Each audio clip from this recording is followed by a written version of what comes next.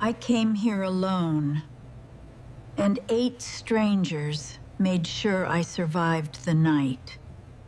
The snow had been falling since 5 in the afternoon. By 8 o'clock, it was coming down in thick, silent sheets, the kind that muffles the world and makes everything feel smaller closer, like the town of Harlow Junction had pulled its collar up and turned inward against the cold. The two-lane highway that ran past Cross's diner was empty in both directions. The street lights stood in yellow halos. The parking lot held maybe a dozen cars dusted white on their hoods and roofs. Inside, the diner was warm. Not comfortable warm, the kind of warm that only exists because outside is punishing. The radiator under the far window ticked and hissed. The ceiling fan above the counter turned too slow to do anything useful. The smell of coffee and sweet potato pie and something savory on the flat-top grill had soaked into the walls years ago and never left. Christmas decorations hung from the light fixtures, the paper kind red and green, slightly faded. A small plastic tree on the counter blinked on and off in a rhythm that did not quite match anything.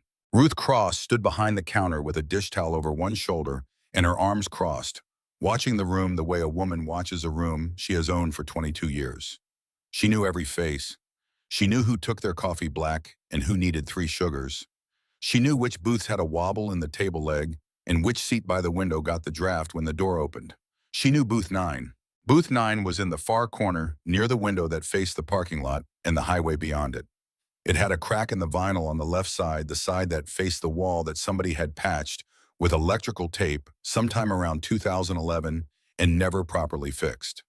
The table was slightly lower than the others. The view from that window on a clear night went all the way to the ridgeline 3 miles out. Dot Callahan was sitting in booth 9. She had been there since 6. She was 82 years old and she wore a red wool coat that was slightly too large for her, now the shoulders sitting just a little wide, the way the clothes sit on a body that has lost some of its substance over a hard year. Her hands were around a coffee cup. Not drinking, just holding. The way you hold something warm when you are not sure what else to do with your hands. Her name was Dorothy Callahan. Everyone had called her Dot for 60 years. She had been a registered nurse for 35 of those years, working the emergency room at Mercy County Hospital in rural Ohio, the kind of ER that sees everything because there is nowhere else to go. Farming accidents, car wrecks on black ice. A man who came in every winter with frostbite and never once learned from it. Children. Too many children. She had seen the full register of what the human body could withstand and what it could not, and she had learned to keep her hands steady and her voice level and her face readable without being readable too deep, because patients needed to see calm, not truth, and sometimes those were different things. She had retired at 68. She and Frank had traveled some. Not far, not expensive, just the kind of trips where you put the map away and follow the highway to see what it finds. They had come back to Harlow Junction where Frank had grown up because it was home in the way that only a place you chose to return to can be home. Frank had built things with his hands his whole life. Furniture mostly. He was a carpenter the way some men are musicians, not for money, but because the alternative was not being himself. He died on a Tuesday in March. A stroke. Fast. He was in the hallway putting on his boots to walk to the hardware store the way he did every Tuesday morning to pick up something he probably did not need and talk to the men there for an hour. Dot was in the kitchen. She heard a sound. She knew what it was before she turned around. She waited 30 seconds before she walked to the hallway. 30 seconds. That was the thing. That was the thing that lived in the walls of the house now and crawled out at 2 in the morning when she could not sleep. 30 seconds. She had been a nurse for 35 years. She had run toward emergencies. She had never once hesitated. But that morning in her own hallway, she had waited 30 seconds because she was afraid of what she would find. And for 30 seconds, she was not a nurse. She was just a woman who did not want her life to change. He was on the floor when she got to him. One boot on, one boot off. His left hand still reaching for the laces. She called 911. She did everything right after that, every single thing. But 30 seconds. Her daughter Nora had offered to fly out from Portland. Dot told her not to. Her son-in-law had offered to drive up. Dot told him the roads were fine and she was fine, and there was nothing to do that she could not do herself. She had arranged the funeral and written the thank you notes and cleared out his side of the closet in one afternoon because she knew if she left it too long, she would never do it. She had gone to church on the Sundays after. She had eaten dinner at the kitchen table every night alone because eating in front of the television felt like giving up something she was not ready to give up.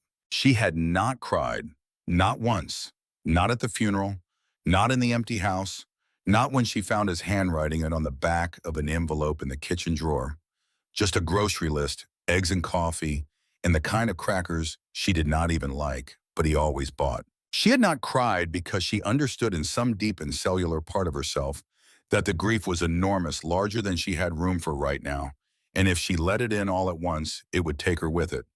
So she kept moving. She kept her hands busy.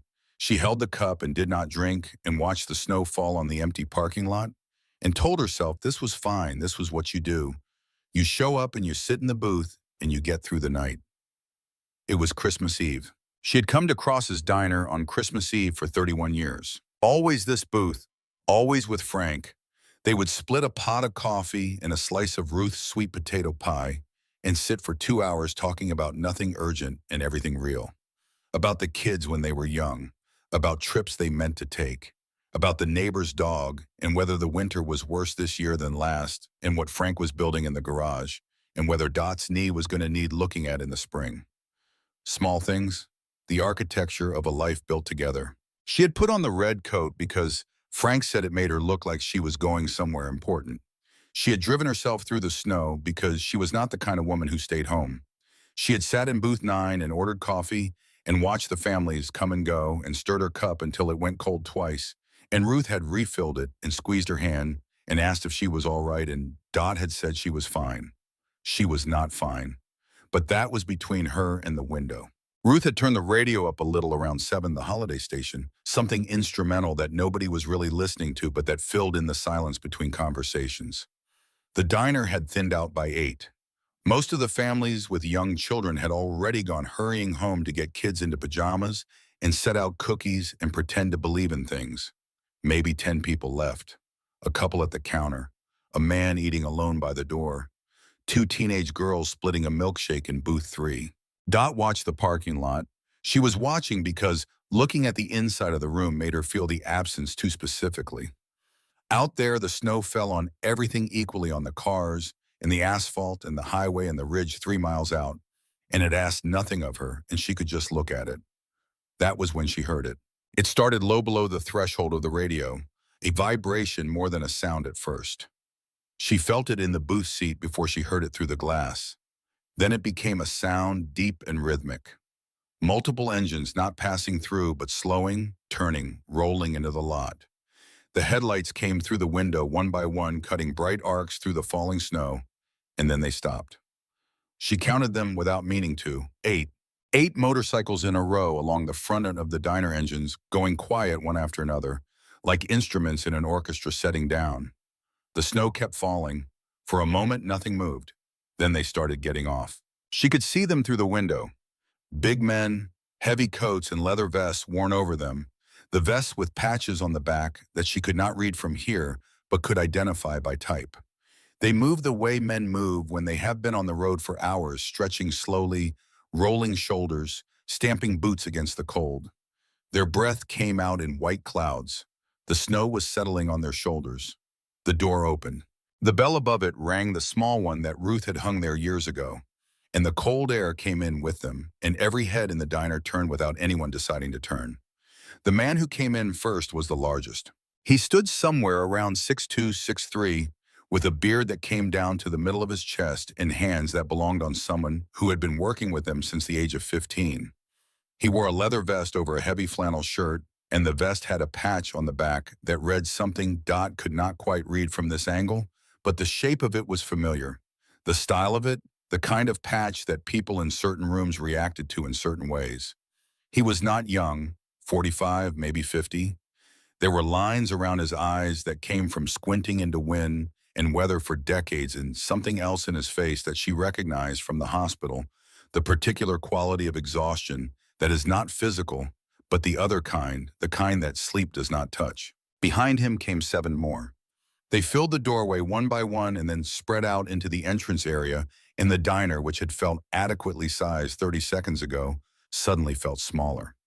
Not because they were threatening exactly, more because they were simply very present, the way certain people are present, taking up not just physical space but atmospheric space. The air around them charged with something that made the couple at the counter set down their forks. Ruth came out from behind the counter. She planted her feet. She was 60 years old and had been running this diner for 22 of them, and she was not easily moved by much. "Can I help you, boys?" she said.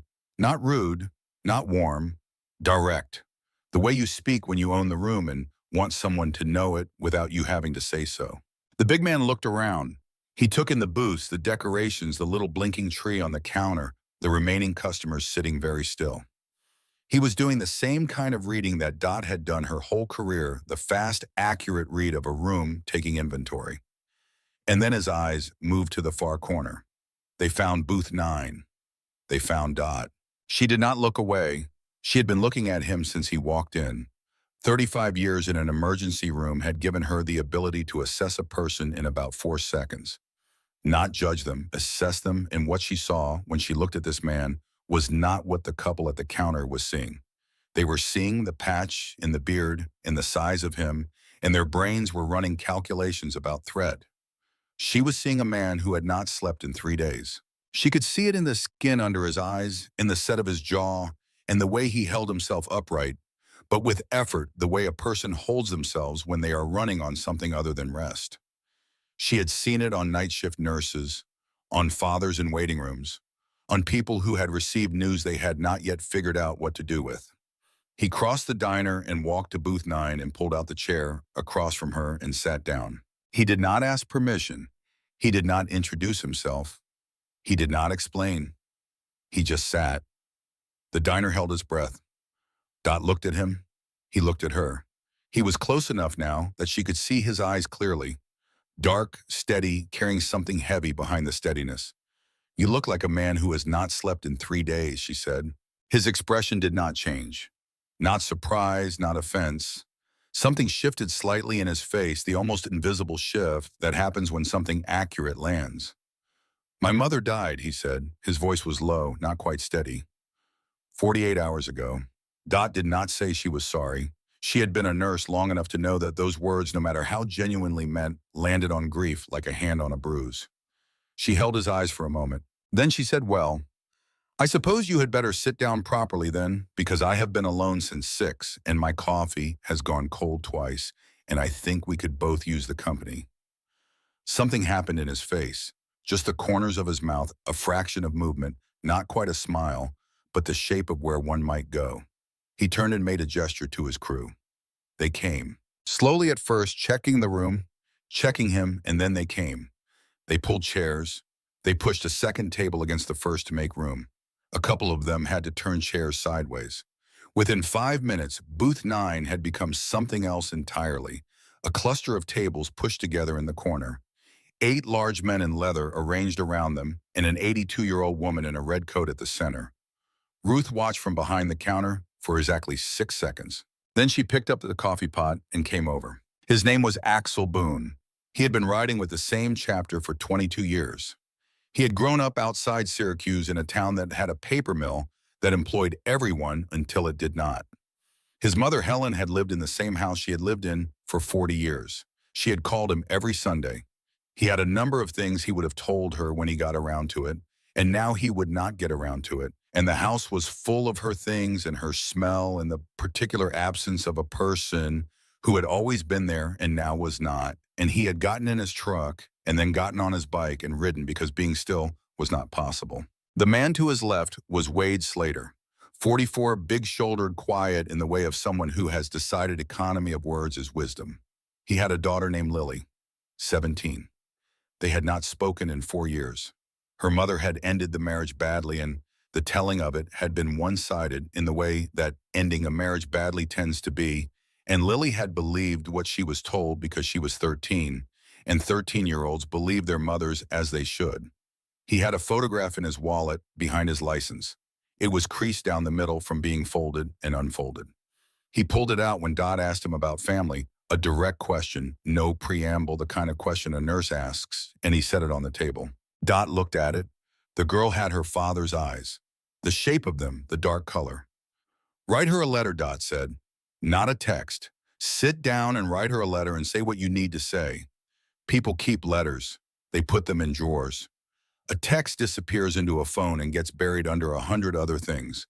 A letter is something a person holds. Wade looked at the photograph for a moment and put it back carefully. The man named Bobby Flynn was the youngest of them, 30 years old with close-cropped hair, in a quiet that was different from Wade's quiet. His was the kind of quiet that forms around something that has not been said out loud enough times to lose its weight. He started talking about his younger brother Marcus and got one sentence in and stopped. Dot put her hand on his arm. She did not say anything. She had learned a long time ago that sometimes the most useful thing a person can do is just make it known that they are still there. Ruth kept the coffee coming. She brought pie, then more puree, then a plate of toast and eggs, because she was Ruth, and feeding people was her first and most reliable response to anything that required a response. The other customers had relaxed by degrees. The couple at the counter had gone back to their food. The man by the door had nodded once at the bikers in the way that men of a certain generation nod at each other, a minimal acknowledgement that does not require follow-up. The diner had settled into something it had not been before they walked in. Not quieter, actually. Warmer, fuller. The way a room fills not just with people, but with the weight of actual things being said. Dot was the center of it without trying to be. She asked questions, real ones. Not the social kind that require social answers, but the kind that a woman asks after decades of sitting at bedsides, the kind that say, I am asking because I actually want to know, and I have time to hear the answer. She asked Axel about his mother, about the house, about what Helen had been like before the end. She asked Bobby what his brother's name was. She asked a man named Garrett about the patch on the arm of his vest that was different from the others, smaller, older looking. The stories came. They came in fragments, not linear, the way stories come when people are not performing them for an audience, but just releasing pressure. Axel's mother had kept a garden even when her knees made it hard. She had made him call her on his birthday as well as hers because she said the day belonged to both of them. He had not called on his last birthday because he was on the road and told himself he would call the next day. He did not call the next day. Dot listened. She did not try to fix it. She did not offer the standard consolations that people offer when they do not know what else to say. She just kept her hands around her cup and listened the way someone listens when they are actually absorbing what they hear instead of waiting for their turn to speak. At some point, Ruth came close and bent down next to Dot and spoke quietly. Nora called me about 20 minutes ago, Ruth said. She has been driving since noon. Dot went still. Her eyes moved to Ruth and held there for a moment. Then she nodded, once, and turned back to the table. She did not say anything about it. She asked Axel if his mother had any other children. He had a sister in Rochester. The sister had handled most of the arrangements. He had helped where he could, but there was a way the house made him feel a specific kind of suffocating that he could not explain, except that it was not grief exactly, or not only grief, it was also the awareness of all the conversations that would never happen, the complete and final closing of a door that he had left ajar his entire adult life, meaning to walk back through. Dot said yes. She said it simply without elaboration. The way you say yes when someone has described something you recognize. She knew about the door. It was 2 minutes before 9 when the front door opened again. Not the careful opening of someone coming in out of the cold. The kind of opening that has intention behind it, the kind that makes the bell above the door sound different, somehow harder. 2 men. The one in front was tall, mid-40s, a hunting jacket in blaze orange over a flannel shirt, a cap pulled low. He had the kind of face that arranges itself into authority without having earned it. The man behind him was shorter, thicker with red in his cheeks that came from somewhere between the cold and whatever he had been drinking before he got here. They came in and stopped and looked at the room. The tall one took in the bikers at the corner booth. His face did something. His chin came up slightly. He turned and said something low to the shorter man, and then they sat down at the counter and ordered coffee and did not take their eyes off the corner. Ruth set cups down without warmth and went back to her position. 5 minutes passed, then 10. Dot was aware of them the way she had always been aware of the room, not looking directly, tracking. She saw the tall one put his phone down on the counter after a call. She saw him speak to the shorter one again. She saw the shorter one nod. The tall man stood up. He walked to the corner booth and stood at the end of it with his arms crossed and looked down at Axel. "You boys lost," he said. Axel did not look up immediately. He finished the sentence he was in the middle of saying to Dot something about the drive from Syracuse, and then he turned his head slowly and looked at the man. "No," Axel said. "We are right where we are supposed to be. This is a family place," the tall man said. He was louder now, making sure the room heard it. "This is a place people bring their kids." "We can see that," Axel said. His voice was flat. "Even. Then maybe you can see that you are making people uncomfortable. Maybe you ought to finish up and move along." There was a shift at the table, not dramatic, just a stillness that had a different quality than the stillness before. Axel had heard this particular speech, or variations of it, in 100 different diners, gas stations, rest stops, roadside motels the length of the eastern seaboard and back. He understood the calculation that produced it. He understood the function it served for the men who delivered it, the way it let them believe they were drawing a line between their world and something they had decided was dangerous. He usually let it go. He usually found some version of walking away from it because the alternative was a night that ended badly, and he had had enough of nights that ended badly. But tonight was different.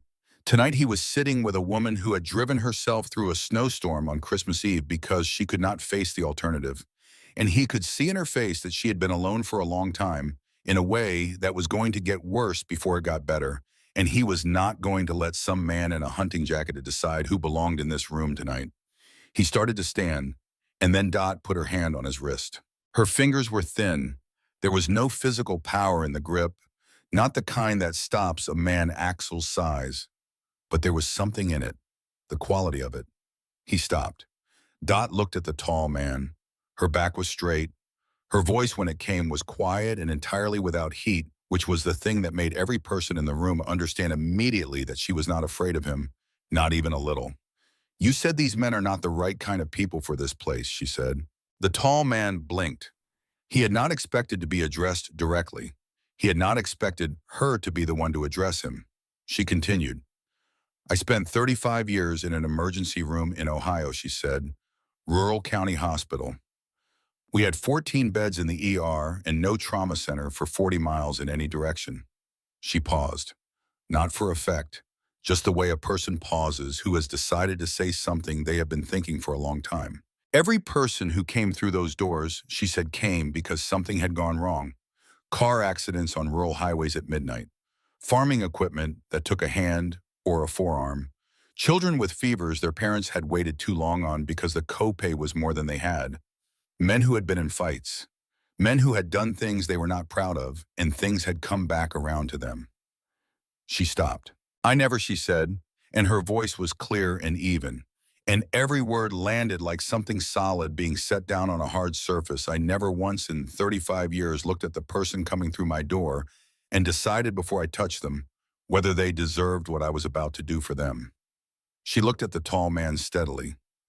"You judge a man by what he does when it matters." She gestured at the table without looking away from him. "These men saw a woman sitting alone on Christmas Eve, and they sat down with her. That is what they did when it mattered." She picked up her coffee cup. "So I am asking you," she said, "what exactly have you done tonight that qualifies you to decide who belongs in this room?" The tall man's mouth opened. Nothing came out. His companion at the counter had gone very still. Dot set her cup back on the table. She looked at Gary Pruitt the way she had looked at difficult patients who thought their difficulty gave them power directly and without apology, and she waited for him to say whatever he was going to say. He said nothing. He looked at Dennis Marsh. Dennis Marsh looked at the counter. From behind the register, Ruth Cross set down her dish towel. She came out from behind the counter and walked to where the two men were sitting, and she stood in front of them. She said, "I think we are fine in here. I appreciate you stopping by." It was the politest version of a thing Ruth had said to people over the years that had never in 22 years been misunderstood. Gary Pruitt stood for a moment longer. Then he set his jaw in the way of a man who needs to feel he has made a decision rather than been shown the door, and he nodded once, and he and Dennis Marsh went to the door and went through it and the bell above it rang, and then they were gone, and the cold rushed in, and then the door swung shut. The diner was quiet for a beat. Then Dot picked up her coffee cup and found it had gone cold again. She signaled Ruth. Ruth came with the pot. And the diner found its footing again, the warmth settling back in the radio, playing something quiet above it all, the radiator ticking under the window, the snow still falling outside on the empty highway, and the 8 motorcycles parked in a patient row, in the town of Harlow Junction, holding its breath in the particular way that small towns hold their breath on Christmas Eve, waiting for the night to mean something. At the corner booth, a woman in a red coat sat among 8 strangers, and none of them felt like strangers anymore, and the night was not over yet. The 2 officers came through the door at 9:51. Dot knew the time because she had glanced at the clock above the counter 30 seconds before it happened, the old round one with the diner logo on its face that Ruth had hung there sometime in the 90s and never taken down. 9:51. The snow was still falling outside. The parking lot held the 8 motorcycles and a handful of other cars, and now pulling up alongside the far edge, a patrol car with its lights off. She watched the door. Officer Danny Weir came in first. He was young, late 20s with a face that had not yet settled into whatever it was going to be when it grew into itself. He had the careful eyes of someone who had learned early to read a room before he opened his mouth, which was either training or temperament, and in either case was useful. He came in and stopped just inside the door and looked at the room the way Dot had looked at it for the past 3 hours, taking inventory, asking himself what he was actually looking at. Officer Liz Pruitt came in behind him. She was older, mid-30s, with the set of someone who had already decided something before she walked through the door. Dot recognized the posture. She had seen it in hospital administrators, in insurance adjusters, in certain family members who came into the ER already knowing what they were going to insist on and looking for the vocabulary to insist on it. Liz Pruitt was Gary Pruitt's cousin. That was something Dot did not know yet, but would understand soon enough. Ruth met them near the door. "We had a call," Liz Pruitt said. "Reported disturbance." Ruth looked around the room with an expression of genuine puzzlement that was not entirely genuine. "I have not noticed a disturbance," Ruth said. Liz Pruitt's eyes had already moved past her to the corner booth. She looked at the cluster of tables, the 8 men, the coffee cups and the plates, and the old woman in the red coat sitting among them. Her expression did not change, but something behind it did. "I am going to need to speak with whoever is in charge over there," she said. Danny Weir had not moved from his position near the door. He was still looking at the room. Dot watched him looking. She saw the moment he understood what he was actually seeing. Axel Boone stood when Liz Pruitt approached. Not fast, not with anything that could be read as threat. The slow stand of a man who has navigated this particular situation enough times to know the geometry of it. He was polite. His voice was even. He answered her questions directly and without embellishment. Yes, his name was Axel Boone. Yes, his chapter was out of Syracuse. Yes, he had a record. Assault charge 18 years ago, he had served his time and completed every condition of his release. He had no current warrants. He was not on active parole. He had not been drinking. Liz Pruitt listened to all of this with the expression of someone who is listening for the thing beneath the thing. She asked to see his license. He produced it. She looked at it, and something shifted in her face, a small recalibration, and she looked at his vest and then back at the license. Then she said there was a condition on a prior discharge. Restriction from licensed premises serving alcohol after 10 p.m. Axel was quiet for a moment. The table was quiet. "That condition expired 14 years ago," he said. "I am going to need to verify that," Liz Pruitt said. The clock above the counter read 9:54. The diner had gone very still, in the particular way that diners go still when something is happening that everyone can see but nobody is directly part of. The couple who had come in an hour ago and eaten their pie and stayed because the room had become something worth staying in had stopped moving. Ruth was at the counter, hands flat on the surface. Bobby Flynn had his jaw tight. Wade Slater had his eyes on the table. Dot had been watching all of this from her seat. She had the particular stillness of someone doing calculations.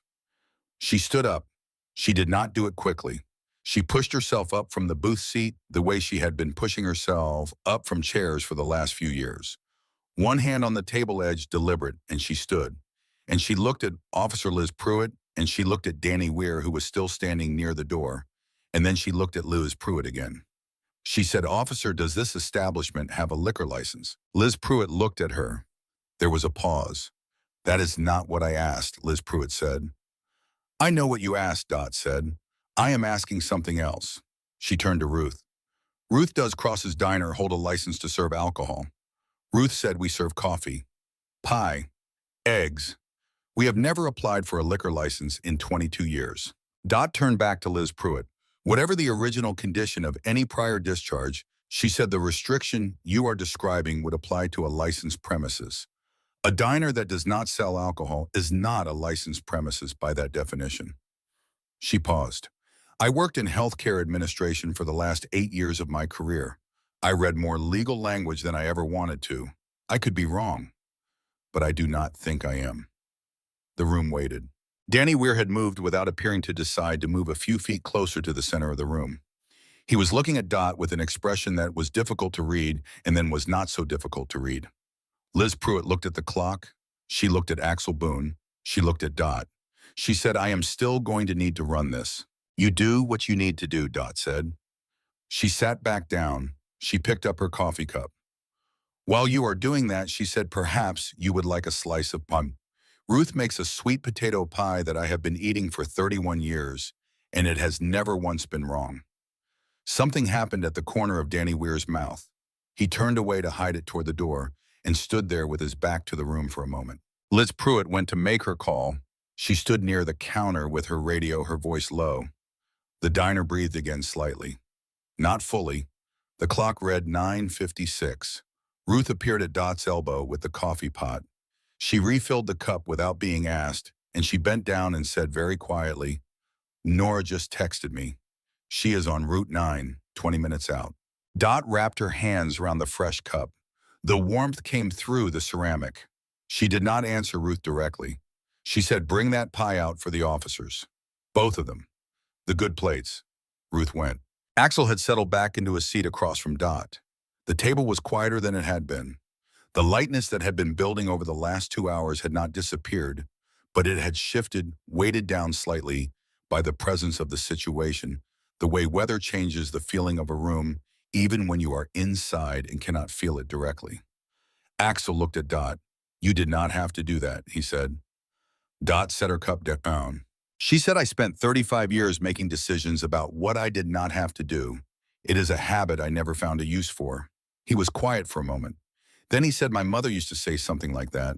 She said that doing the right thing and doing the necessary thing were not always the same thing, but when they were, you did not waste time deciding." Dot looked at him. "Was she a nurse?" she asked. "No. She cleaned houses. She did it for 40 years. She said she learned more about people from cleaning their houses than most people learn in a lifetime. She knew everything and kept all of it to herself." They sat with that for a moment. The clock read 9:59. Dot said, "Tell me about the last time you saw her." It was the kind of question that could have landed wrong, asked at the wrong time. But the time was somehow not wrong, and the question did not land wrong. Axel looked at the table for a moment.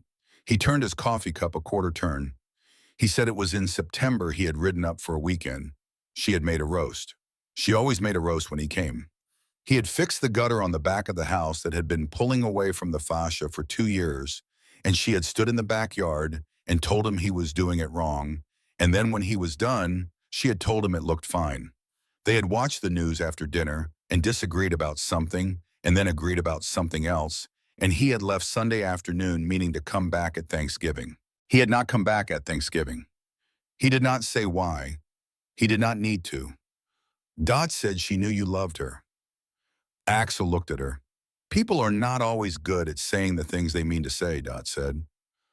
"But they usually know. Children know their parents love them, even when the love is imperfect and the words are wrong and the timing is bad. Parents know the same thing. She knows." She knew. Axel looked down at the table. His jaw moved. He looked like a man holding something in that had been pressing for a long time against the inside of him. Dot said, "You do not have to hold that tonight. Not here. Not with me." Something shifted in his face. Not breaking. Not the way she had imagined it might, if it went, not dramatic, not a collapse. Just a letting go. A very quiet, almost invisible release of something that had been held rigid. His shoulders dropped a fraction. He put his elbows on the table and put his face in his hands for a moment, just a moment, and then he sat back up and looked at the ceiling. The men around the table were quiet, not looking away exactly, but not pressing in either. Wade Slater had his eyes on his coffee cup. Bobby Flynn was looking at the window. There was a kind of respect in their stillness that was different from the stillness of people who do not know what to do. It was the stillness of people who had been in rooms like this before and understood what they were for. Liz Pruitt came back. She stood at the end of the table. Her expression had changed, not warmed exactly, but the particular rigidity had gone out of it.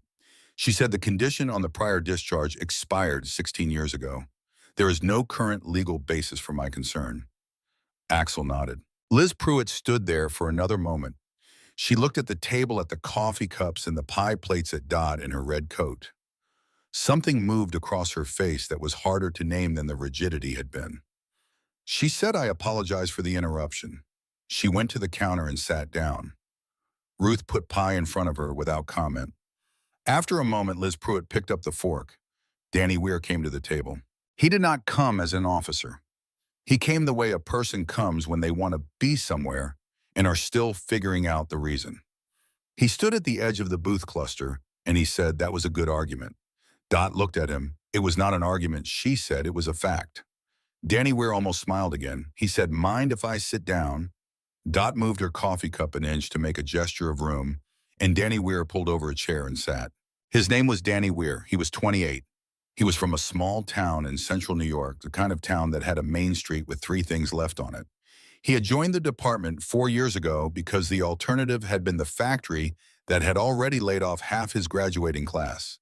He had a mother who lived alone since his father left when Danny was 11, and he had gotten into the habit of checking on her a few times a week, dropping by with something from the store, staying long enough to be sure she had eaten. He said this simply, without the performance of virtue, just the way a person states a routine.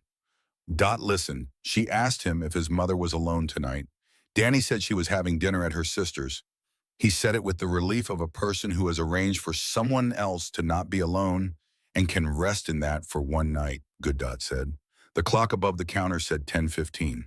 The diner had found its rhythm again. Not the same rhythm as before the officers came, something slightly different, deeper, like a conversation that has gotten past the surface by necessity rather than intention and cannot go back to the surface now. More plates had appeared. Ruth had made a fresh pot and then another. The couple who had been at the counter had migrated toward the corner booth cluster, not joining exactly, but orbiting it, drawn in by the gravity of whatever was happening there. Herschel Boone had come in sometime after 10. He was 74 years old, and he had been a Harley mechanic for 40 years in a shop 2 towns over that he had eventually sold to his son-in-law and then spent 3 years watching his son-in-law run into the ground before he stopped watching. His wife Elaine was 3 weeks into a hip surgery recovery that had gone sideways, the kind of sideways that meant more doctors and more decisions in a hospital room that smelled like disinfectant on Christmas Eve. He had come to Cross's diner because the alternative was the hospital waiting room, and Elaine had told him with the particular firmness of a woman who has been married for 48 years and knows what her husband needs better than he does to go eat something and stop hovering. He had seen the motorcycles in the parking lot, and instead of going inside, he had stood next to them for 20 minutes in the snow. Axel had come outside at some point, the way a man comes outside when the room gets full and he needs a moment of cold air, and he had found Herschel standing next to his bike with an expression of someone who recognized something they had not seen in a while. They had talked about the engine for 20 minutes in the snow, the specific valve configuration, the particular sound a certain issue makes at low RP, and the way you can feel a problem in the handlebars before you can hear it. Herschel ran his hand along the tank with the reverence of a man touching something he spent his working life understanding. When they came inside together, the table absorbed Herschel without ceremony, the way the table had been absorbing people all evening naturally, as if the space had always been planned for exactly this. The door opened again. A woman stood just inside it. She was 54 years old with Dot's eyes and Frank's height and the particular look of someone who has been driving for a long time through difficult weather and has not decided yet whether they were right to do it. She was wearing a heavy coat with snow on the shoulders, and she had stopped just inside the doorway, The way you stop when you have been moving towards something for hours and have suddenly arrived, and the arriving is harder than the moving was. Her name was Nora. She stood there and she looked across the room at booth 9, and she looked at her mother. Dot looked at her daughter. The room was quiet in the way that rooms go quiet when something private is happening in a public space. Not the held breath quiet of tension, but the respectful quiet of people understanding that they are witnessing something that does not require their participation. Nora walked across the diner. She did not rush. She walked the way a person walks when they are very tired and very relieved at the same time. She came to booth 9 and she did not look at the 8 men arranged around it. She looked at the empty space on the bench seat across from Dot, and she sat down in it. Frank's place. She sat in Frank's place and she put her hands on the table and she looked at her mother. Dot looked back at her. Something moved in Dot's face. Something that had been held in a very specific configuration since March shifted. Not a collapse, not a loss of control, just the way a breath releases when you have been holding it without knowing you were holding it, and something makes it safe to stop. She said, "How long have you been driving?" "Since noon," Nora said. "You did not call me." "No." Dot looked at her daughter for a moment. Then she put her hand over Nora's hands on the table. The 30 seconds in the hallway came up in her chest. It came up the way it always came up, the specific weight of it, the Tuesday morning, and the sound and the waiting. It had been with her every day since March. It had been in the bed with her at night, and at the kitchen table in the morning, and in the grocery store when she passed. The crackers she did not like, but Frank always bought. It had been the thing beneath everything. She felt it rise and she did not stop it. And then she cried. Not the way she had been afraid she would cry. Not the overwhelming kind. Not the kind that takes a person somewhere they cannot find their way back from. It was quiet. It came through her eyes and down her face, and she let it come, and she did not cover her face, and she did not apologize for it. She sat in booth 9 in the red coat on Christmas Eve in the diner she and Frank had come to for 31 years, and she cried for the first time since the Tuesday morning in March when she had waited 30 seconds in the kitchen. Nora held her mother's hands. The men at the table looked at the window, at the table, at their coffee cups. Not to be polite, to give space. There was a distinction, and these men knew the distinction instinctively. Axel Boone looked at the window for a long time. The lights in the parking lot fell on the snow and on the 8 motorcycles and on the road beyond and on the dark and on everything. After a while, Dot took a breath. She straightened. She pressed the back of her hand against her face, and then she put her hand back on the table and she looked at Nora. "I waited 30 seconds, she said. In the kitchen. I heard him fall, and I waited." Nora did not look away. "You were afraid," Nora said. "I was a nurse for 35 years. You were his wife for 53, Nora said. That landed somewhere specific in Dot's chest. She sat with it. She looked at her daughter.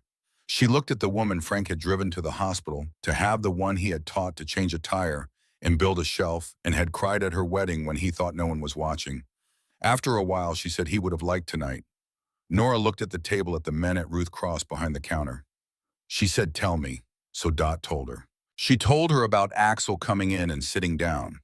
She told her about Wade and the photograph and the letter she had told him to write. She told her about Bobby and his brother Marcus. She told her about Ruth bringing the pea and the families drifting together and the men at the counter and the 2 officers and the argument that was not an argument. She told it simply and with the detail of someone who has been paying attention, which she had been, which was the only way she knew how to be in a room. Nora listened. Wade Slater had his phone on the table. He had been looking at it for 20 minutes. The phone had Lily's number up on the screen, the number he had tried 4 times in 4 years with no answer. Dot looked at him across the table. She did not say anything. She just looked at him with the steady look of a woman who had waited beside enough people to know what waiting looked like. Wade looked at the phone. He looked at Dot. He picked it up and he pressed call. It rang twice, 3 times, and then the ringing stopped. A voice, young, careful. "Hello." The table did not go still exactly because it had already been still. But something changed in the quality of the stillness. Like everyone had stopped breathing at the same moment without coordinating it. Wade said, "Lily." His voice came out different than his voice had been all evening. Not smaller, just stripped of everything except what it was. "Hey, it is Dad." A pause. Then the voice said, "I know." Wade looked at the table. He pressed his free hand flat against it. He said, "I know it is late. I know it is Christmas Eve. I just wanted to hear your voice." Another pause. "Okay," the voice said. He talked to her for 4 minutes.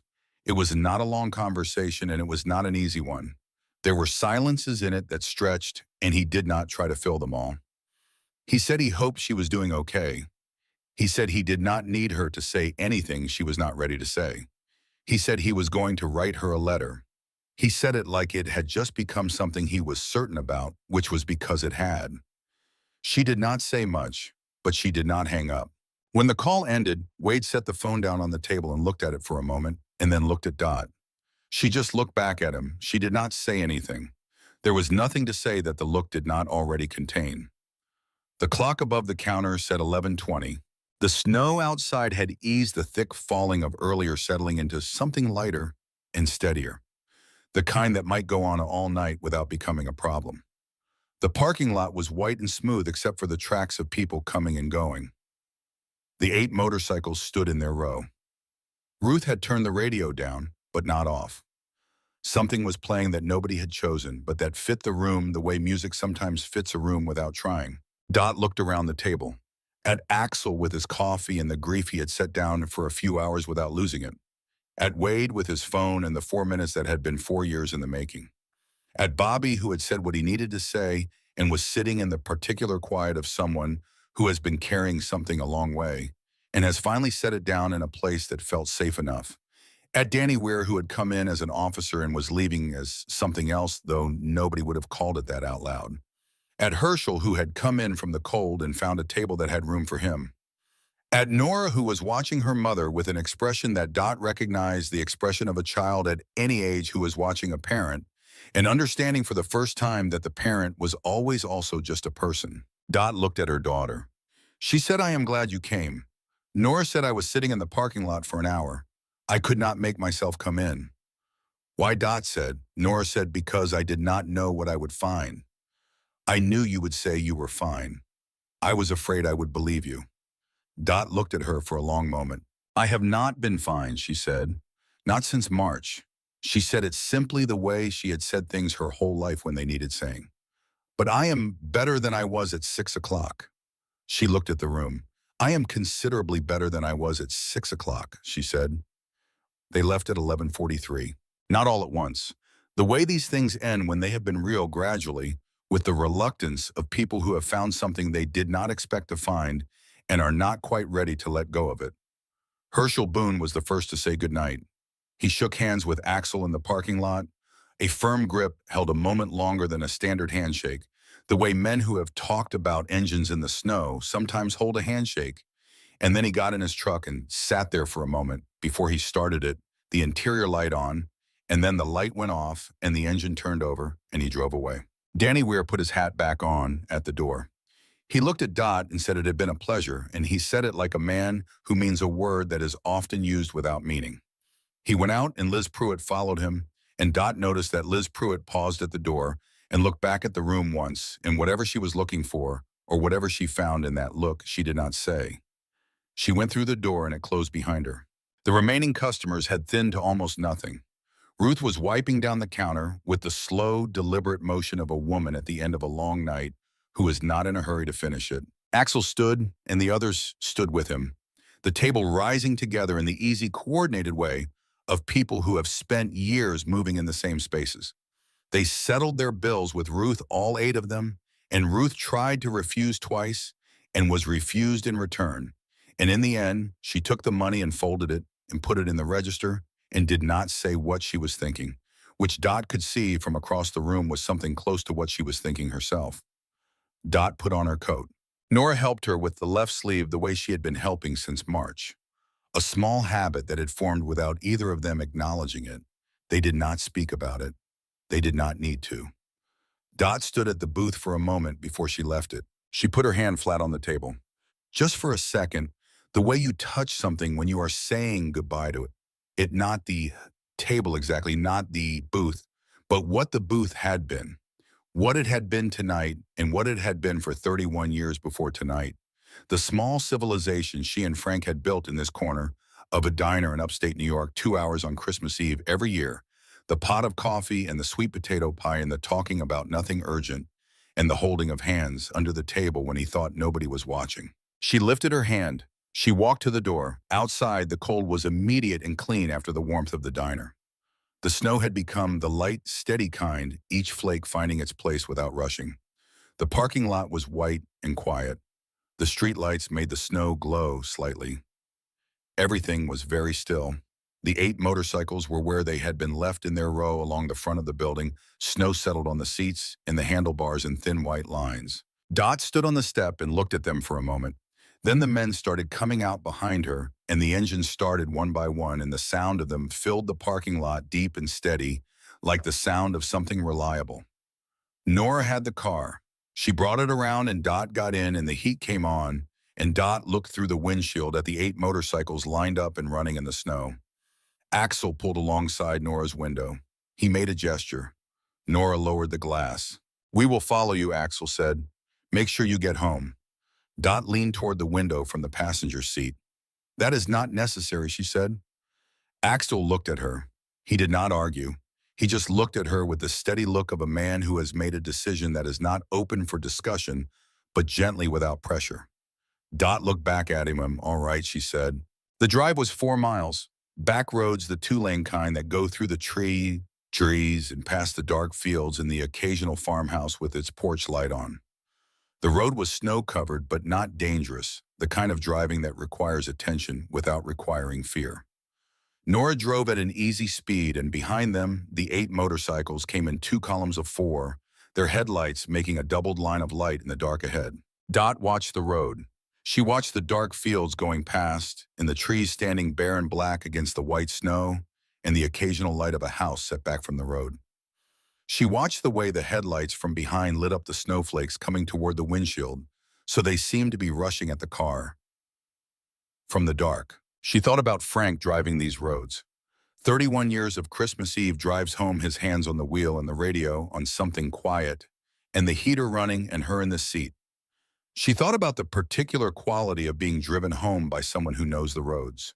She thought about what it meant to be followed through the dark by people who wanted to make sure you arrived. When they pulled into the driveway of the house on Clement Road, the motorcycles stopped at the curb. All 8 of them. Engines idling, headlights on. The house was dark except for the porch light that Dot had left on when she went out 7 hours ago. The snow on the front walk was undisturbed. Dot got out of the car. She stood in the driveway and she looked at the house for a moment. The house she and Frank had lived in for 19 years. The house where his tools were still in the garage, and his chair was still in the living room, and his boots were still by the door, one of them, the right one, because she had never moved it, she had not been able to move it. She turned and looked at the 8 men on their motorcycles at the curb. 8 sets of headlights in the dark, 8 engines in the cold. The snow falling on them and on the street and on the neighborhood that was entirely quiet at this hour on Christmas Eve. Axel got off his bike. He walked up the driveway through the snow, his boots making tracks in the untouched white. He reached into the inside of his vest and came out with a card, small and plain, the kind made on a computer and cut by hand. He held it out to Dot. She took it. She looked at it, a phone number. Nothing else. No name, no title, no explanation. "You call that number," Axel said. "Anytime, day or night, does not matter what day, does not matter what hour." He paused. "Someone will always pick up." Dot held the card. She looked at it for a moment, and then she looked at him. "She said your mother would have liked tonight." Axel was quiet. The engines ran behind him. The snow fell between them. After a while, he said, "Yeah, she would have." She could hear in those 4 words everything that had not been said all evening. The phone calls not made, and the Thanksgiving not attended, and the gutter fixed in September, and the number still saved in a phone, because deleting it meant something he was not ready for it to mean. She could hear all of it in 4 words, and she did not try to answer it because it did not require an answer. "She said you were there in September. You fixed the gutter. She knew you loved her. She knew." Axel looked at her, the particular look of a man receiving something he needed and had not known how to ask for. He nodded once, and then Dot cried again. Not the way she had cried in the diner the quiet release held since March. This was something different. This was standing in her driveway on Christmas Eve looking at 8 strangers who had ridden through a blizzard and eaten pie and listened to her and followed her home through 4 miles of snow to make sure she arrived, and feeling the full weight of what that meant. The understanding that she was not invisible, that she had not been forgotten by the world on the night she had been most afraid of being forgotten by it. She let it come. Axel stood in the snow and he did not move away. He did not say it was going to be all right. He did not look for something helpful to say. He just stood there, this large, quiet man in leather in the snow, and he let her cry the way someone lets another person cry when they understand that it is necessary and not something to be fixed. After a while, she stopped. She pressed the back of her hand to her face. She straightened. "Thank you," she said. "All of you." She looked past Axel to the 7 men at the curb. They sat on their bikes in the snow and in the headlights, and not one of them said anything, but they were all looking at her, and the looking had something in it that she recognized from her years in the hospital, from the faces of people who were witnessing something and understood what they were witnessing. Axel nodded. He walked back down the driveway to his bike. He got on. The engine changed pitch slightly under him. One by one, the 8 motorcycles pulled away from the curb. Not fast, slow and deliberate, the way you move when you are not trying to make a sound, but cannot help making one anyway. They went down Clement Road in single file, the taillights making a line of red in the dark, and Dot watched them go from her driveway until the road curved and the lights went with it, and there was only the sound of the engines, and then less of the sound, and then none of it, just the dark and the snow and the porch light in the quiet neighborhood on Christmas Eve. Nora was behind her. She put her hand on her mother's shoulder. They stood there for a moment, the two of them in the driveway of the house on Clement Road, with the snow coming down in that light, steady way it had settled into, and then they went inside. The house was warm. Dot had left the heat on. She took off the red coat and hung it on the hook by the door next to the empty hook where Frank's coat had always hung. She looked at the card in her hand. She set it on the kitchen table propped against the sugar bowl where she would see it every morning. She put the kettle on. Nora sat at the kitchen table and watched her mother move around the kitchen and did not offer to help because she understood that her mother needed to move. Dot made tea, not coffee, something she rarely drank this late, but wanted tonight, and she brought 2 cups to the table and sat down across from her daughter. They sat for a while without talking. Outside, the snow fell on the house and the driveway and the empty curb on Clement Road and on all of Harlow Junction and on the highway and on the dark ridge 3 miles out. After a while, Dot said, "Your father wrote me a letter." Nora looked at her. "I have not read it yet," Dot said. "I found it in November. I have been carrying it around and I have not been able to open it." "Where is it?" Nora said. "Upstairs," Dot said. "In the drawer beside the bed." They sat with that. Then Nora said, "Do you want to read it tonight?" Dot looked at her tea. She looked at the card propped against the sugar bowl. She thought about Frank at the kitchen table in November, 8 months after his heart had told him things that he had not told her, sitting down with a piece of paper and a pen, because he had always been a man who believed in the physical act of writing, who kept letters and grocery lists and notes to himself in a particular careful handwriting that she would recognize across a room. She said yes, tonight. She went upstairs alone. The bedroom was the way she had left it, the way it had been since March. The bed made with the particular precision of someone who makes the bed every morning, because the alternative is acknowledging that there is no one else to make it with them. His nightstand still had his reading glasses on it. She had not moved the reading glasses. She had not been able to explain to herself why the reading glasses were harder to move than the clothes or the shoes or the things in the medicine cabinet, but they were. She opened the drawer. The envelope was there, where it had been since November when she had found it in the back of his desk and brought it here because she could not put it back and could not open it, and this was the only place that felt right for it to wait. She sat on the edge of the bed and she held it. His handwriting on the front, just her name, Dot. The way he had written her name her whole life, the same compact, careful letters, the D, with a slight backward lean that was particular to him alone. She opened it.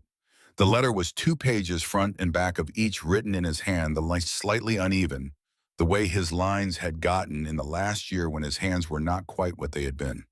She read it.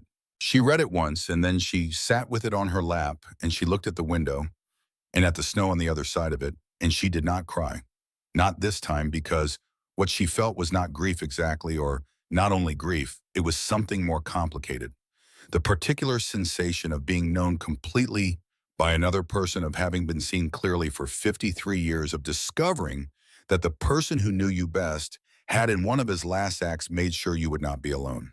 He had written about the house and about the trips they meant to take, and about Nora and her husband and the things he hoped for them. He had written about the Tuesday mornings at the hardware store, and about the winters, and about the diner, and about the booth by the window where they had gone every Christmas Eve, and what that had meant to him, the smallness of it and the wholeness of it at the same time. And then near the end, he had written what she had thought he might have written. He wrote, "If you are reading this, then I am gone, and you are being too strong again, which is the one thing about you I never could change and never really wanted to. But I am asking you the way I have been able to ask you things for 53 years, because you have always answered honestly. Go to the diner on Christmas Eve. Sit in our booth. Let someone sit with you. Whatever that looks like, whoever it turns out to be. You spent your whole life sitting with people in their hardest hours, and you are going to have to learn to let someone sit with you in yours. Do not argue with me about this. You know I am right. I was almost always right." And then at the very bottom, in smaller letters, as if he had come back to add it after he thought he was finished, he wrote, "I was not afraid. I want you to know that. 30 seconds in the kitchen is nothing. You came. That is what matters. You always came." Dot held the letter. She sat on the edge of the bed in the quiet house, and she held the letter, and the snow fell outside, and the porch light was on downstairs. And Nora was at the kitchen table with her tea, and the card from Axel Boone was propped against the sugar bowl. She sat for a long time. Then she went back downstairs. She sat across from Nora, and she set the letter on the table between them, and she said he knew. He always knew. Nora read it. When she finished, she folded it carefully and slid it back across the table to her mother. Her eyes were full, but she did not try to speak right away. After a moment, she said he was right about most things. Dot said almost all things. He liked to say almost because he thought it made him seem modest. Nora laughed. It came out sudden and real, the kind of laugh that surprises itself. Dot looked at her daughter across the kitchen table. She said, "I am glad you came." "I know," Nora said. She paused. "I am glad you were not alone when I got there," No, Dot said. "I was not alone." She called her son-in-law that night to tell him Nora had arrived safely. She sat in the kitchen for another hour after Nora went to bed, and she drank her tea and looked at the card against the sugar bowl, and at Frank's letter on the table, and at the snow outside the kitchen window. She was not fine. She had told Ruth she was fine all evening, and she had not been fine, and she was not fine now exactly. But she was here. She was present in her own life in a way she had not been since the Tuesday in March, and that was what Frank had asked for. Not happiness, not the absence of grief, just this. Just her still at the table and still holding the cup, still in the world. She went to bed at 2 in the morning. She lay in the bed and she looked at the ceiling and she listened to the house, the tick of the radiator, the occasional shift of the structure settling in the cold, the wind moving along the eaves. She slept. In the morning she made coffee and she called Axel's number. He picked up on the second ring. She said, "I wanted to thank you again, in the light of day when things are clear." He said, "You do not need to thank me." She said, "I know. I am doing it anyway." There was a pause, and then he said, "How are you this morning?" She looked out the kitchen window at the snow that had stopped in the night and lay deep and white and clean over the yard and the driveway and the empty curb. "Better," she said. "I am better." Wade Slater drove to Millhaven on the 26th. He had written the letter the night before. He had sat at the small desk in his apartment with a legal pad and a pen, and he had started it 4 times and thrown out the first 3. The 4th one, he finished. It was not long. It said what it needed to say, and not more than that, which was the hardest kind of letter to write, the kind where you have to choose what to leave out. Lily opened the door. She was 17, and she had her mother's height, and his eyes the dark shape of them that he had first seen in a hospital room and had not been able to look away from in the 17 years since. She looked at him with those eyes, and she did not smile, and she did not step back from the door, and she did not close it. He said, "I brought the letter, The one I told you I would write. I thought I would bring it in person. She looked at him for a moment. Then she stepped back from the door and let him in. The kitchen was small and warm. She had coffee made. She poured him a cup without asking and set it on the table and sat across from him, and he put the letter on the table between them, and she looked at it. She said, "I have your other letters, all of them." He looked at her. She got up and went to her room and came back with a shoebox. She set it on the table and lifted the lid. Inside, rubber banded by year, were the letters he had sent over 4 years. Every one of them, opened all of them, stacked neatly the way a person stacks things they return to. She said, "I did not know how to write back." He looked at the letters and then at her. He said, "You do not have to write back.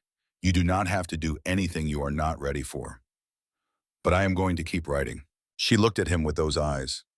"Okay," she said. "That is okay." They drank their coffee. They did not say much else. But when he left, she stood on the step and watched him get in his truck and drive away. And he saw her in the rearview mirror, standing in the doorway, until he turned the corner, and that was enough. It was more than enough. It was the kind of thing a person carries for a long time. The years after that went the way years go when something has shifted at the center of them. Axel came every Christmas Eve. He never missed. He always arrived sometime around 8 when the snow was usually falling, and he came through the door of Cross's diner, and the bell above it rang, and he walked to booth 9 and sat down across from Dot, and Ruth brought the coffee and the pie without being asked. Sometimes he brought more of the crew. Sometimes it was just him and Wade. Once it was just him and they sat for 3 hours and talked about everything and nothing the same way she had talked with Frank for 31 years. The way it is possible to talk with someone when you have decided you trust them and time is not the main thing. Danny Weir came the second year. He brought his mother June, who was 63, and had her son's same careful eyes and the kind of handshake that means something.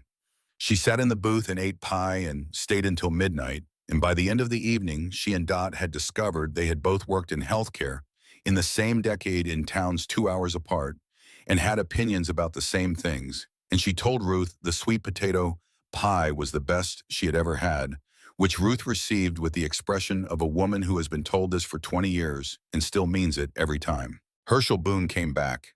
He said his wife Elaine had recovered and was furious at him for eating pie without her, and he was bringing her next year, which he did.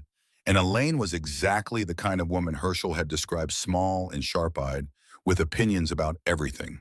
And she told Ruth her pie was excellent and asked for the recipe, which Ruth declined to provide, which Elaine respected because she would have done the same. Wade and Lily came the third year.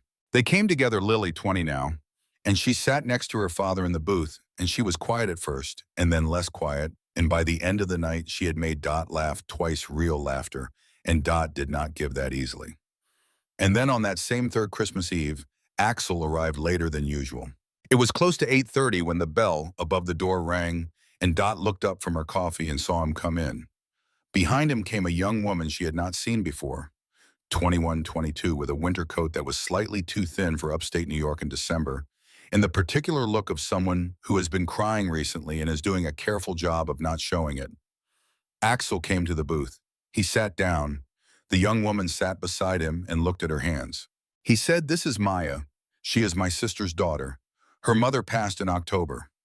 Dot looked at the young woman. Maya looked up.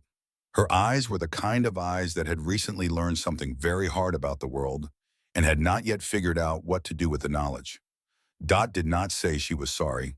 She had been a nurse long enough to know what those words landed like. She looked at Maya for a moment. Then she reached across and patted the bench seat beside her. She said, "Sit over here where I can see you better. Coffee is getting cold." Maya looked at her. Something moved in her face, some small release of something that had been held. She moved around the table and sat next to Dot. Ruth appeared with the pot. The diner was warm. The snow was falling outside. The radio was playing something quiet that nobody had chosen but that fit the room the way music sometimes fits a room without trying. Dot poured coffee into Maya's cup and pushed the sugar bowl toward her and sat back in her red coat in booth 9 and looked around at the table. At Axel, who had come back every year without being asked. At Wade, who had his phone out because Lily was coming running 20 minutes late, sending her location the way young people do quickly and without ceremony. At Bobby Flynn, who had gotten steadier over 3 years in the way that grief eventually allows if you do not fight it too hard. At Herschel and Elaine sitting close together at the end of the table, her hip fully healed, his hands around his cup. At Maya with her thin coat and her careful eyes and her cup of coffee, Dot said to her, "Tell me something about your mother. Something small, the kind of thing you think about when you are not trying to think about her." Maya looked at her cup. After a moment, she said she used to sing in the car. Not real singing, just along with the radio. She was terrible at it. Dot nodded. She said Frank could not carry a tune either. He sang anyway, every time. 31 years in that car, and he never once let a song go by without at least trying. Maya almost smiled, the beginning of a small thing. But Dot knew the value of small things that were the beginning of other things, and she sat in booth 9 on Christmas Eve and let the room be what it was, which was warm and full and imperfect and exactly what it was supposed to be. The booth by the window became something that did not have a clean name for it. Not a tradition exactly, though it was that. Not a family exactly, though it was that too. It was what happens when people decide to keep showing up to the same place and mean it. Dot was 85 the third Christmas and still wore the red coat. She was 87 the last one. That last Christmas Eve, she was slower getting into the booth. Her hip had been bad since October, and Nora helped her with her coat, and Axel was there when she arrived already in his seat with coffee in front of him that he had not touched waiting. She sat down across from him, and Ruth brought the pot and the pie, and for a while it was just the two of them before the others arrived. He looked older. They all did. There were more lines around his eyes and more gray in his beard, and he moved with the slight deliberateness of a man whose body has accumulated its history. But his eyes were the same, and his hands around the cup were the same, and when he looked at her across the table, there was the same quality in it she had seen on that first night when she had told him he looked like a man who had not slept in 3 days. He had slept since then. Not always well, but he had slept. She asked about his sister in Rochester. She asked about the chapter. She asked about the road, whether he was still riding, and he said he was still riding. He thought he would be riding until he could not. She said good. She looked out the window at the parking lot, the motorcycles in their row, the snow. She said Frank would have liked you. Axel looked at her. He was a carpenter, she said. He built things with his hands. He believed in the value of things done right the first time. He had very little patience for people who were one thing in public and another thing in private. She paused. He would have liked you. Axel said I would have liked him. Dot nodded. She picked up her fork. The pie was the same as it had always been. Ruth's recipe had not changed in 22 years, and Dot did not expect it to change in her lifetime, and found something very satisfying in that. She said, I found his letter on Christmas morning, the one he left in November. He told me to come to the diner. He did not know about you or any of this. He just knew me. He said, sit in the booth and let someone sit with you. She set her fork down. He was right, she said. Axel looked at her. He said he. She said he. He was right. He was almost always right. He liked to say almost because he thought it made him seem modest. Axel smiled. A real one, the full kind, the kind she had seen come and go over 5 years, and which still arrived with the quality of something genuine rather than performed. The others came in over the next hour. Danny Weir and June, Herschel and Elaine, Wade and Lily, who was 20 now, and sat at the table with the ease of someone who had decided she belonged there. Bobby Flynn, who had gotten quieter and more solid over the years.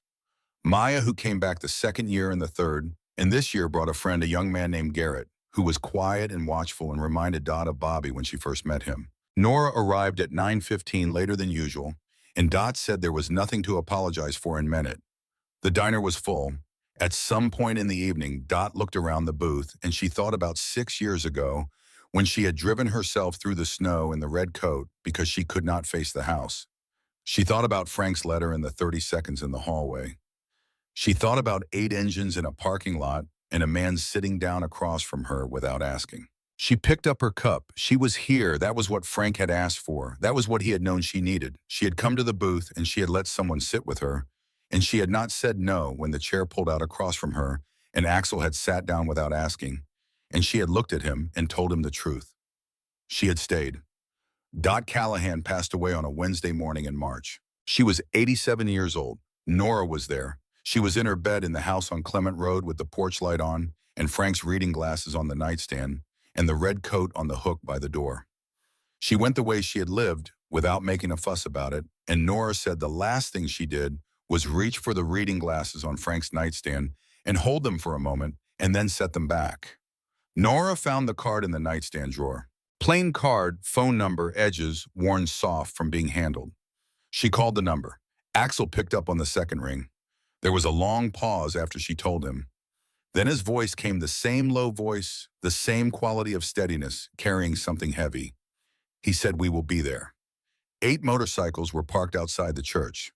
The men sat in the back row. They wore their vests. They sat without apology and without explanation, and nobody in the church asked for either. When the service was over and the people were filing out slow and quiet, with the light coming through the windows and the cold waiting on the other side of the doors, Axel walked to the front of the church. He stood at the casket. He stood there for a moment looking at the woman he had sat across from for 6 Christmas Eves, the woman who had told him on a snowy night that she could see he had not slept in 3 days, the woman who had stood up twice in a diner and said what needed to be said and meant every word of it, the woman who had taught him something he had not known he needed to be taught. He reached into his vest. He put 2 things on the casket. The first was a small ornament, a ceramic angel white with gold wings. On the back in black marker, someone had written 5 words. No one sits alone, ever. The second was the card. His card, the one he had given her in the snow on Christmas Eve 6 years ago, worn soft at the edges, now the number still legible. He put it next to the ornament, and he stepped back, and he looked at her one more time. Then he walked back down the aisle and out through the doors into the cold. Nora found the ornament afterward. She held it in both hands in the cold outside the church, and she looked at the 5 words on the back, and she stood there for a long time. She put it in her coat pocket and took it to Portland. She hung it on her tree that December, the first thing up before anything else went on, before the lights or the garlands or the other ornaments collected over the years. She put it where she could see it from across the room, the small white angel with the gold wings, and she stood back and looked at it. She thought about her mother in the red coat. She thought about a parking lot in the snow and 8 sets of headlights following a sedan down a dark road, and a man who sat down without asking, and a woman who told him to stay. She thought about her father at a desk in November with a pen and a piece of paper writing, because he knew his wife and knew what she would need and knew she would not ask for it herself. She thought about what it means to see a person sitting alone and decide to sit down with them. Not because someone asks, not because it is your job, just because you see them and you decide that seeing is enough reason. Her children asked about the ornament that year, the way children ask about specific things on the tree, the ones that are always first and always placed where they can be seen. She told them about their grandmother. She did not start with the loneliness. She did not start with the cold coffee or the empty house or the Tuesday morning in March. She started with the night the door opened. She started with the snow and the sound of engines and a woman in a red coat who had been alone since 6 and whose coffee had gone cold twice, and who looked up when 8 strangers walked in out of the storm and did not look away. She started there because that was the part worth telling. That was the part that stayed.